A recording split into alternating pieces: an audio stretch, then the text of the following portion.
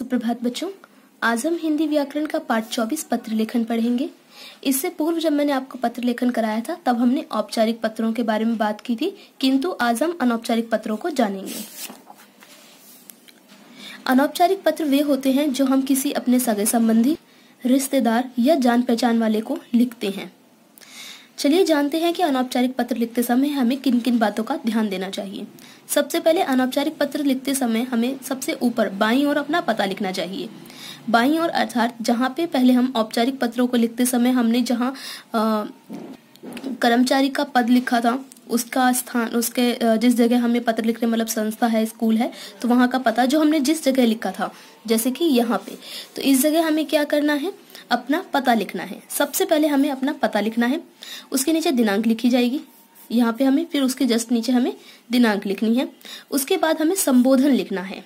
ठीक है, संबोधन जैसे कि हम किसके लिए पत्र लिख रहे हैं, हम किसे लिख रहे हैं, पिताजी को लिख रहे हैं, माताजी को लिख रहे हैं, दादाजी को लिख रहे हैं, बड़े भाई या बहन को लिख रहे हैं, मित्र को लिख रहे हैं। ठीक है, तो हमें उसका लिखना होगा, जैसे पिताजी। ठीक है, तो इस तरह से हमें संबोधन लिखना है। उसके नीचे यथोचित अभिवादन लिखना है। यथोचित मतलब जो भी वहां पे उचित है वो अभिवादन लिखना है। जैसे पिताजी, आदरणीय पिताजी। ठीक है, हमें जो पिताजी हमें संबंधन है, जो हमारा संबंध है पिताजी। ठीक है, और अभिवादन कैसे करके लिखना है हमें, आदरणीय। ठीक है, आदरणीय अगर हम वहां पे अभिवादन जोड़ रहे हैं तो हमारा साथ में संबोधन क्या बन जाएगा, आदरणीय पिताजी। ठीक है, ऐसे ही दादाजी को लिख रहे हैं तो संबंध हमारा क्या बन रहा है, दादाजी से। ठीक है, और हम अभिवादन के साथ लिख रहे हैं तो क्या होगा, आदरणीय दादाजी। अगर हम बड़े भाई या बहन को लिख रहे हैं तो आदरणीय भाई साहब या आदरणीय दीदी। और अगर हम किसी मित्र को लिख रहे हैं, प्रिय मित्र। ठीक है, या फिर हम सीधे नमस्कार लिख सकते हैं। तो इस तरह से संबंध और अभिवादन हमें दोनों को जोड़ के लिखना होगा। संबंध हमारा उसके साथ, जिसको हम पत्र लिख रहे हैं उनके साथ हमारा क्या संबंध है। ऐसा नहीं है कि हम उनकी बेटी हैं तो हम बेटी लिखेंगे, नहीं, हमें किनको लिखना है पत्र, हम जिनको भी लिख रहे हैं उनका हमें लिखना होगा कि उनके साथ हमारा क्या संबंध है। तो पिताजी, दादाजी, दादी जी, बहन, मित्र, वो करके फिर अभिवादन के साथ हमें लिखना है, तो इसलिए आदरणीय, सादर नमस्ते या चरण स्पर्श। ठीक है, तो इस तरह से हमें जोड़ के लिखना है। अनौपचारिक पत्रों में विषय नहीं लिखा जाता। सबसे महत्वपूर्ण बात है कि अनौपचारिक विषयों में जो पत्र होते हैं उनमें विषय नहीं लिखा जाता। औपचारिक पत्रों में मैंने विषय लिखने के लिए फिर जोर दिया था, क्योंकि ऐसा था कि वहाँ कार्यालय जगह होती है, वहां पे ढेर सारे पत्र आते जाते रहते हैं, उसमें इतना समय उनके पास नहीं होता कि वो सभी पत्रों को पूर्ण रूप से पढ़ सके। इसलिए विषय लिखना अति आवश्यक होता है, ताकि हमें पूरा पत्र न पढ़ने के बजाय हमें केवल विषय देख के पता चल जाए कि जो ये क्षमा करना, केवल हमें विषय देख करके पता चल जाए कि पत्र किस चीज के लिए लिखा गया है। किंतु अगर हम अपने किसी सगे संबंधी, रिश्तेदार या फिर जानकार व्यक्ति को हम लिखते हैं तो हम उसे स्पेशल वो पत्र मतलब मुख्य रूप से खास तौर पे हम उसी व्यक्ति के लिए लिख रहे हैं, और वो आपके पत्र को पूरा पढ़ेगा, क्योंकि वो जानना चाहता है कि आप उससे क्या कह रहे हैं।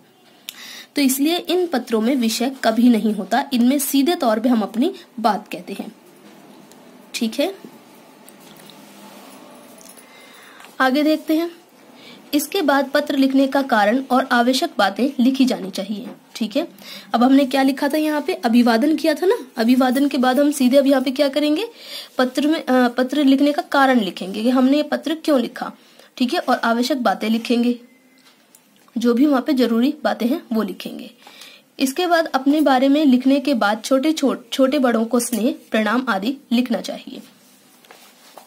इसके बाद क्या करेंगे, हम थोड़ा सा हम अपने बारे में लिखेंगे, और फिर जो हमारे छोटे हैं, हमसे जो छोटे हैं उनको हम अपना स्नेह देंगे, और जो हमसे बड़े हैं उनको प्रणाम करेंगे। ठीक है, ऐसा लिखने के बाद अंत में आपके पत्र की प्रतीक्षा में आपकी प्रिय पुत्र, पुत्री, भाई, बहन, मित्र आदि लिखने के बाद नीचे अपना नाम लिखना चाहिए।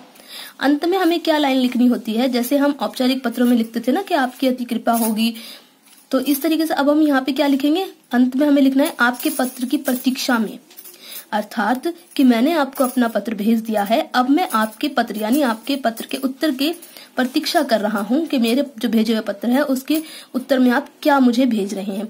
तो आपके पत्र की प्रतीक्षा में आपका या आपकी प्रिय पुत्र पुत्री जो भी हमारा संबंध है उस व्यक्ति से हम वो लिखेंगे। जैसे अगर हमने दादाजी को लिखा है तो आपकी पोती, पिताजी को लिखा है तो हम आपकी पुत्री। ठीक है, तो इस तरह से लिखने के बाद आखिरी में हम क्या लिखेंगे, अपना नाम लिखेंगे। ठीक है, जब हम यहाँ पे अभिवादन लिख देते हैं, अभिवादन के बाद हमें सबसे पहले लिखना होता है कि यहाँ पे सब कुछ कुशल मंगल है, आशा है कि आपके यहाँ भी सब कुशल से होगा। ठीक है, हमें सबसे पहले वहां का कुशल मंगल लिखना होता है अपना, फिर उसके बाद जिसको हम पत्र लिख रहे हैं उनके यहाँ के कुशल मंगल की कामना करते हैं। उसके बाद हम अपने पत्र का कारण लिखते हैं कि ये पत्र हमने क्यों लिखा। जैसे कि आपकी कोई घड़ी खराब हो गई है और वह आपको अपने पिताजी को पत्र लिखना है ताकि वो आपके पास पैसे भेजें और आप नई घड़ी खरीद सके, तो आप उसमें बोल सकते हैं कि यहाँ पे सब कुछ कुशल मंगल से है, आशा करता हूँ घर पे भी सब कुशल मंगल से होगा।